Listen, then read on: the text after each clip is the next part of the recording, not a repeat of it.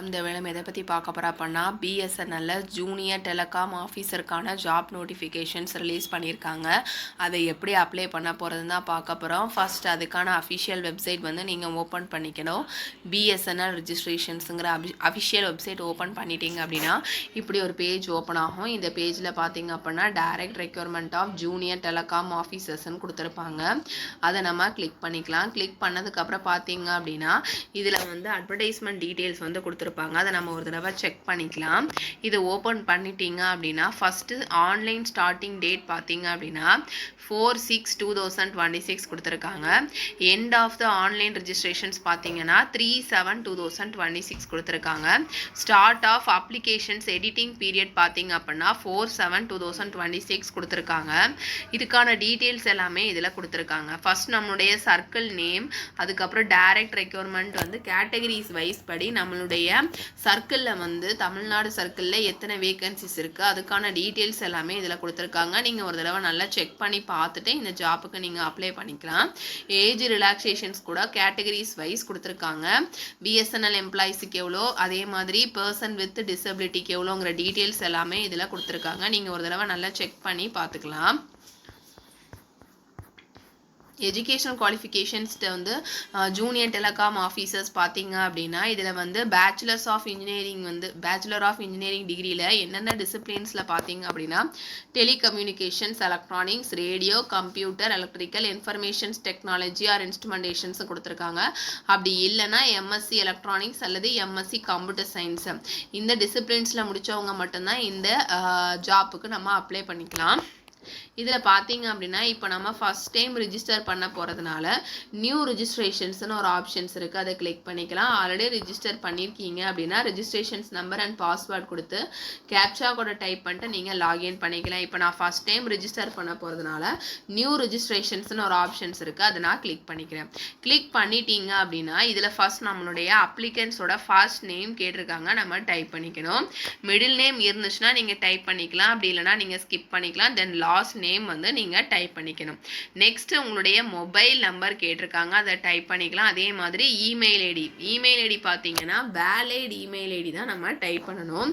Next பார்த்தீங்கன்னா Indian citizen கேட்டிருக்காங்க, அதை டைப் பண்ணிக்கலாம். டேட் ஆஃப் பர்த், நெக்ஸ்ட் என்ன போஸ்ட்டுக்கு அப்ளை பண்ண போகிறோமோ அதை நம்ம செலக்ட் பண்ணிவிட்டு இதில் தெரியிற டிக்ளரேஷன் பாக்ஸில் டிக் பண்ணிவிட்டு கேப்சா கூட டைப் பண்ணிவிட்டு ரிஜிஸ்டர் நவுங்கிற ஆப்ஷன்ஸ் கொடுத்துட்டீங்க அப்படின்னா உங்களுடைய மொபைல் நம்பர் அண்ட் இமெயில் ஐடிக்கு ஒரு ஓடிபி சென்ட் பண்ணுவாங்க. ஃபர்ஸ்ட் உங்களுடைய இமெயில் ஐடி அண்ட் மொபைல் நம்பரை நீங்கள் வெரிஃபை பண்ணால் மட்டும்தான் நீங்கள் ரிஜிஸ்டர் பண்ண முடியும்.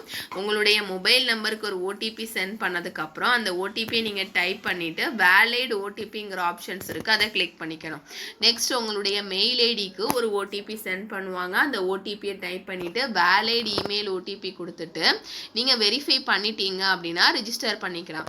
ஒன்ஸ் ரிஜிஸ்டர் பண்ணிட்டீங்க அப்படின்னா உங்களுடைய மொபைல் நம்பருக்கும் மெயில் ஐடிக்கும் login ID and password sent பண்ணுவாங்க.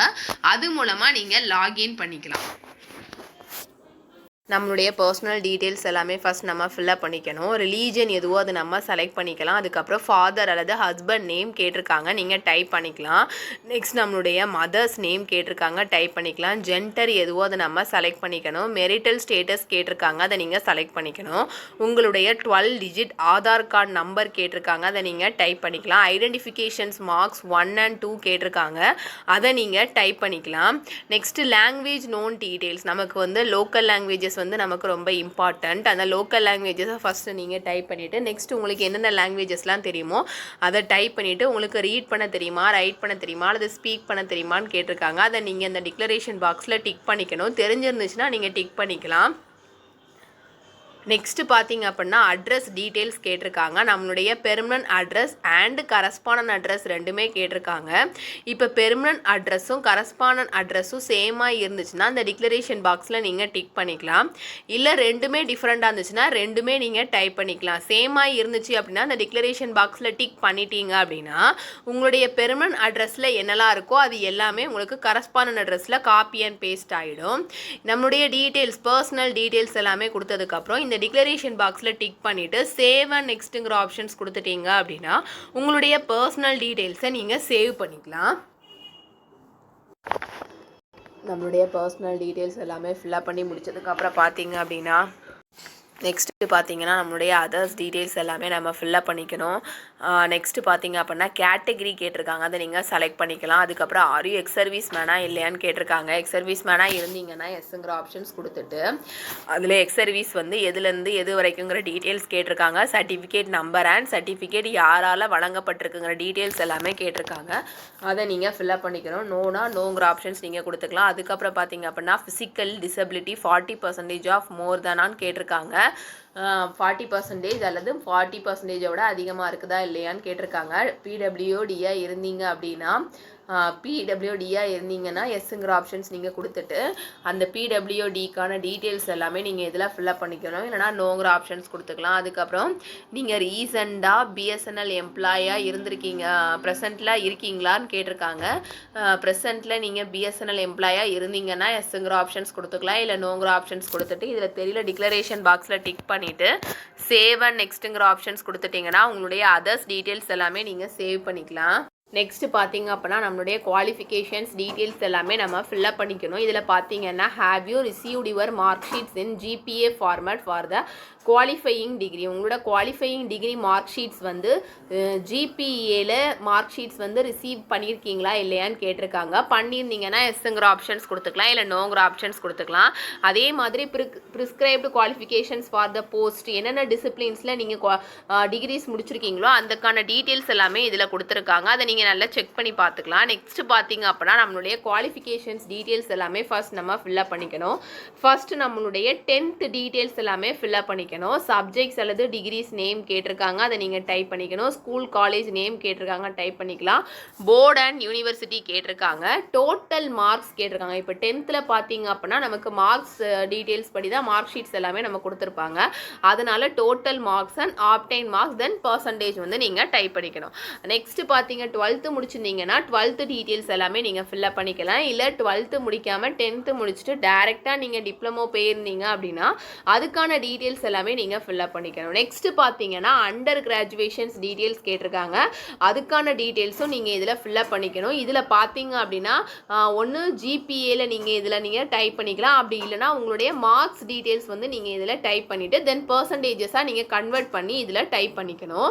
அதுக்கப்புறம் போஸ்ட் கிராஜுவேஷன்ஸ் டீட்டெயில்ஸ் கேட்டிருக்காங்க. முடிச்சிருந்தீங்க அப்படின்னா போஸ்ட் கிராஜுவேஷனுக்கான டீட்டெயில்ஸ் எல்லாமே நீங்கள் இதில் ஃபில்லப் பண்ணிவிட்டு இதில் தெரியல டிக்ளரேஷன் பாக்ஸில் டிக் பண்ணிவிட்டு சேவ் அண்ட் நெக்ஸ்ட்டுங்கிற ஆப்ஷன்ஸ் கொடுத்துட்டீங்க அப்படின்னா உங்களுடைய குவாலிஃபிகேஷன்ஸ் டீட்டெயில்ஸ் எல்லாமே நீங்கள் சேவ் பண்ணிக்கலாம்.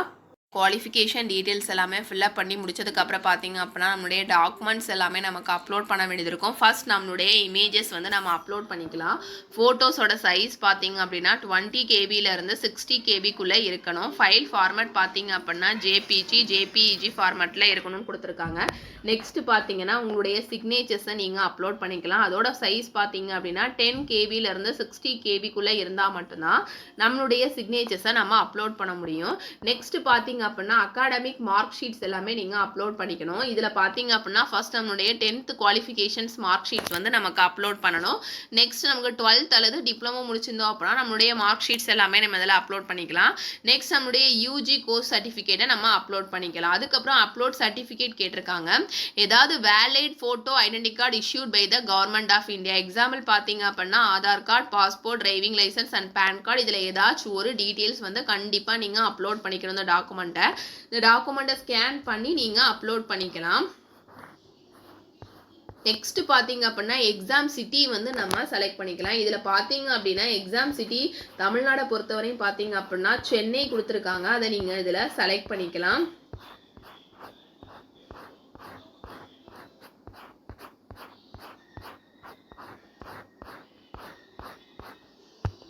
இதில் பார்த்தீங்க அப்படின்னா அதுக்கப்புறம் நம்மளுடைய சர்க்கிள் ப்ரிஃபரன்ஸ் கேட்டிருக்காங்க. செலக்ட் அட்லீஸ்ட் ஒன் சர்க்கிள் ப்ரிஃபரன்ஸ்ன்னு கொடுத்துருக்காங்க. Duplicate circle selections are not அலௌடுன்னு கொடுத்துருக்காங்க. Select preference sequentially 1 to 21. Total பார்த்தீங்க அப்படின்னா 21 சர்க்கிள்ஸ் இருக்குது. இந்த சர்க்கிளில் நம்மளுடைய ப்ரிஃபரன்ஸுக்கு தகுந்த மாதிரி நம்மளுடைய சர்க்கிள் வந்து நம்ம செலக்ட் பண்ணிக்கலாம். அட்லீஸ்ட் ஒரே ஒரு சர்க்கிளாக நம்ம கண்டிப்பாக செலக்ட் பண்ணியிருந்துருக்கணும். இதில் சர்க்கிள் பார்த்தீங்க அப்படின்னா சென்னை டிடி கொடுத்துருக்காங்க. தமிழ்நாடை பொறுத்தவரையும் சென்னைன்னு கொடுத்துருக்காங்க. நெக்ஸ்ட் தமிழ்நாடுன்னு கொடுத்துருக்காங்க. கொடுத்துருக்காங்க. நம்மளுடைய சர்க்கிள் வந்து அட்லீஸ்ட் 1 hours நம்ம கண்டிப்பாக செலக்ட் பண்ணியிருக்கணும். 21 சர்க்கிள்ஸ் வரைக்கும் கொடுத்துருக்காங்க. அதை நீங்கள் நம்மளுடைய ப்ரிஃபரன்ஸுக்கு தகுந்த மாதிரி நீங்கள் இதில் செலக்ட் பண்ணிவிட்டு இதில் தெரியல டிக்ளரேஷன் பாக்ஸில் டிக் பண்ணிவிட்டு சேவ் அண்ட் நெக்ஸ்ட்டுங்கிற ஆப்ஷன்ஸ் கொடுத்துட்டிங்கன்னா உங்களுடைய டாக்குமெண்ட்ஸ் எல்லாமே நீங்கள் அப்லோட் பண்ணி சேவ் பண்ணிக்கலாம். நம்மளோட டீட்டெயில்ஸ் எல்லாமே டாக்குமெண்ட்ஸ் எல்லாமே அப்லோட் பண்ணி முடிச்சதுக்கப்புறம் பார்த்தீங்க அப்படின்னா நம்ம டீட்டெயில்ஸ் எல்லாமே நமக்கு அப்புறம் வியூ ஆகும். ஒரு தடவை நம்ம டீட்டெயில்ஸ் எல்லாமே கொடுத்துருக்க டீட்டெயில்ஸ் எல்லாமே கரெக்டாக இல்லையான்னு செக் பண்ணி பார்த்துட்டு நெக்ஸ்ட்டு நம்ம பேமெண்ட் பண்ணிக்கலாம். பேமெண்ட் பார்த்தீங்க அப்படின்னா ஜூனியர் டெலிகாம் ஆஃபீஸர்ஸ்க்கான பேமெண்ட் பார்த்தீங்க அப்படின்னா 2000 rupees for unreserved OBC EWS கேண்டிடேட்ஸ்னு கொடுத்துருக்காங்க. 1000 rupees ஃபார் எஸ்சி எஸ்டி பிடபிள்யூபிடின்னு கொடுத்துருக்காங்க. ஆன்லைனில் மட்டும்தான் நம்ம பேமெண்ட் பண்ண முடியும். Internet banking credit card debit card மூலமாக நம்ம பேமெண்ட் பண்ணிக்கலாம்.